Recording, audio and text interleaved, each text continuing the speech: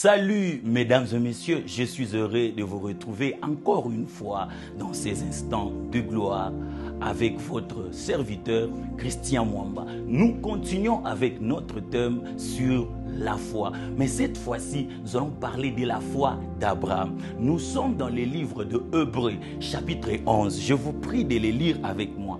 Hébreux, chapitre 11, nous commençons à partir du verset 17. Nous allons lire le verset 17 et nous allons lire le verset 19. Hébreux, chapitre 11, versets 17 et 19.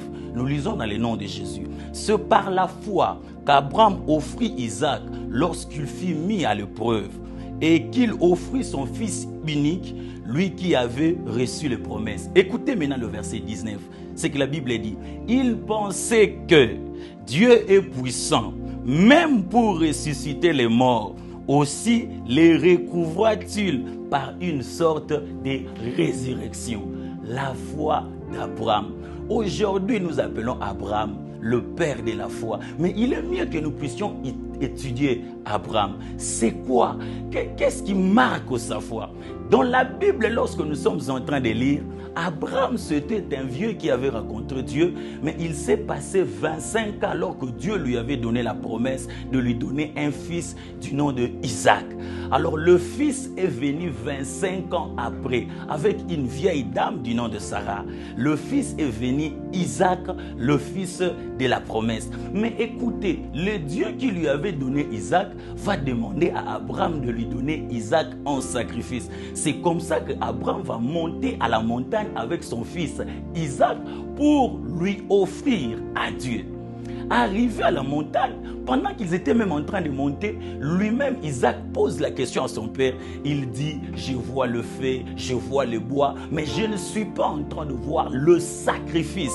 Et Abraham va répondre à Isaac en disant, Dieu se pourvoira lui-même. À la montagne de l'Éternel, il sera pourvu. Mais écoute ce que la Bible est en train de dire. Alors qu'Abraham avait ce fils-là que Dieu appelait unique, Isaac, Dieu le lui demande. Abraham accepte d'offrir ses fils. Mais dans la pensée d'Abraham, Abraham croit que Dieu est capable de ressusciter son fils même s'il l'offrait. C'est-à-dire même s'il est tué pour la gloire de Dieu, Dieu était capable. Donc Dieu est capable de ressusciter son fils. C'est ce qui se passait dans la pensée d'Abraham.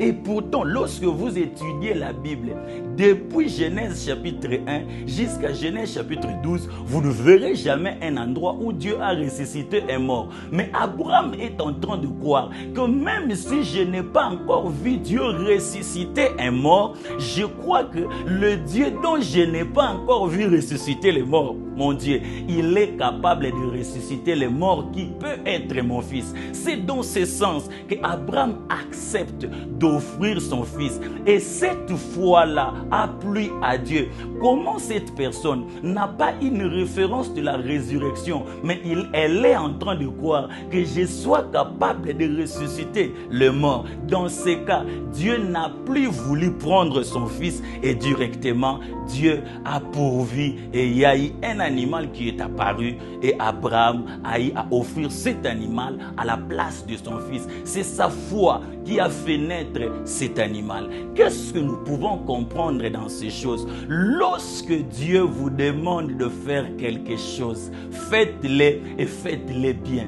Dieu ne dépend pas de nos 5 sens. Abraham pouvait réfléchir, dire c'est le fils de ma vieillesse, c'est le fils unique que j'ai entre guillemets, parce que dans la pensée de Dieu, il ne comptait pas trop le fils qu'Abraham avait eu avec Agar.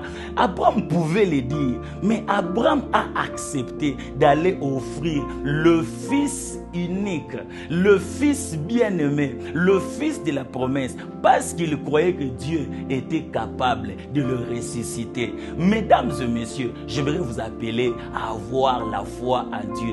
Il n'y a rien que Dieu ne saura faire. Il n'y a rien que Dieu ne saura réaliser. Il n'y a rien que Dieu ne saura accomplir. Alors, ayez foi en Dieu. Exécutez fidèlement, correctement la parole de l'Éternel, c'est que Dieu vous demande. Je ne sais pas par quelle méthode ou par quelle voie Dieu est en train de vous demander quelque chose. Ça peut être au moyen d'un songe, ça peut être au moyen d'une prédication, ça peut être au moyen d'une pensée. Mais autant que vous êtes rassurés que c'est Dieu qui vous parle, je vous en prie, chers frères et sœurs, vous qui avez l'occasion de me suivre, d'exécuter ce que Dieu vous demande de faire. Car après l'obéissance, il y a une gloire qui vous attend. Car après l'obéissance, il y a une réussite qui vous attend. Vous voulez qu'on parle de vous, comme je l'ai dit dans mon premier numéro, eh bien, ayez foi en Dieu. Eh bien, agissez fidèlement à ce que Dieu vous a dit. Vous allez vous distinguer et vous réussir.